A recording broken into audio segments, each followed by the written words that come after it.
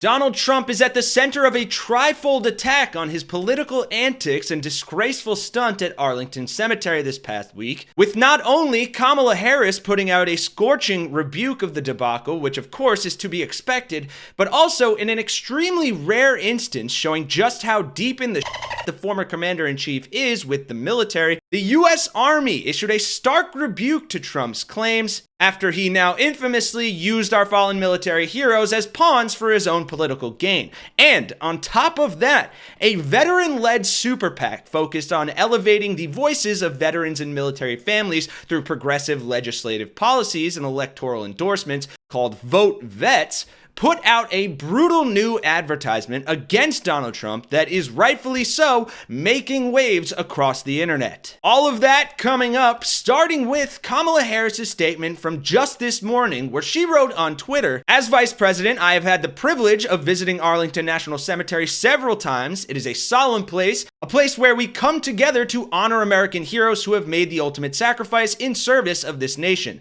It is not a place for politics." And yet, as was reported this week, Donald Trump's team chose to film a video there, resulting in an altercation with cemetery staff. Let me be clear, the former president disrespected sacred ground, all for the sake of a political stunt. This is nothing new from Donald Trump, a man who, during a previous visit to the cemetery, reportedly said of fallen service members, quote, "I don't get it, what was in it for them?" Going on, this is a man who is unable to comprehend anything other than service to himself. If there is one thing on which we as Americans can all agree, it is that our veterans, military families, and service members should be honored, never disparaged, and treated with nothing less than our highest respect and gratitude. And it is my belief that someone who cannot meet this simple sacred duty should never again stand behind the seal of the President of the United States of America. A powerful and scorching rebuke of Trump that draws stark contrast to his own response to the criticism, which essentially boiled down to blaming Joe Biden and, even more disrespectfully, suggesting the actual Gold Star families of the fallen soldiers were to blame for the controversy. And he has received so much blowback for all of this that even the U.S. Army was forced to issue a rare rebuke to his claims. Manu, this is a fairly remarkable statement, both, as you point out, because of the rebuke of the Trump campaign, and then for standing up to the Arlington National Cemetery employee who was involved in this. The statement doesn't mention the Trump campaign or former President Donald Trump explicitly, but it's also very clear to what it's referring. Here is a part of this statement. Let me read this to you. Participants in the August 26th ceremony and subsequent Section 60 visit were made aware of federal laws, Army regulations, and DoD policies which clearly prohibit political activities. An Arlington National Cemetery employee who attempted to ensure adherence to these rules was abruptly pushed aside.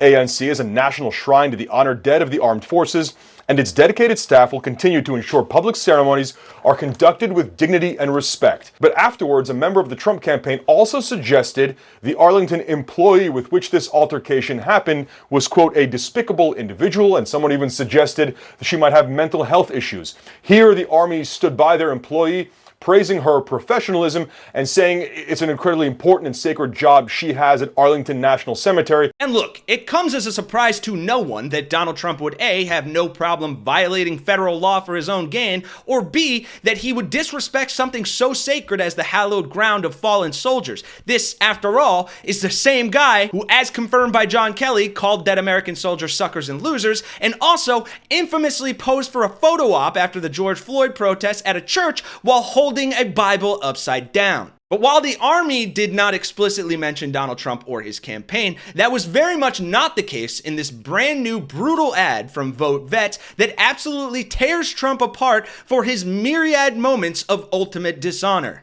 We've got Trump on the run, scared. His insults about service members catching up with him. He's panicked. Losers and suckers, he called us, confirmed. Refusing to be seen with wounded warriors because it makes him queasy. Refusing to salute the fallen of World War I because he, quote, doesn't understand what was in it for them.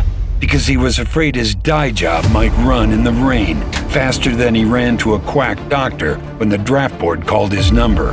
Comparing his sexploitations with the likes of Jeffrey Epstein to the sacrifice of those who went in his place to Vietnam. Now, maybe the greatest insult of all, turning a military cemetery visit into a political stunt with cameras in tow.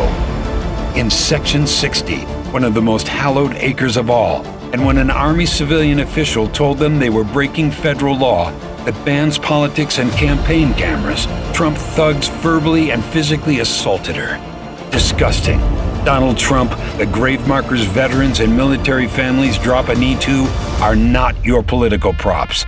They represent the heroes we served alongside, men and women you could never measure up to, friends who lived and died by the oath we all swore to uphold, something you will never understand, and why we're doing our damnedest to make sure no service member ever has to salute you as Commander-in-Chief ever again. For Really American folks, I'm Kenny Hesse. Thank you all for watching, and let's all do our part to honor our service members by making sure none of them ever has to salute Donald Trump as Commander-in-Chief ever again.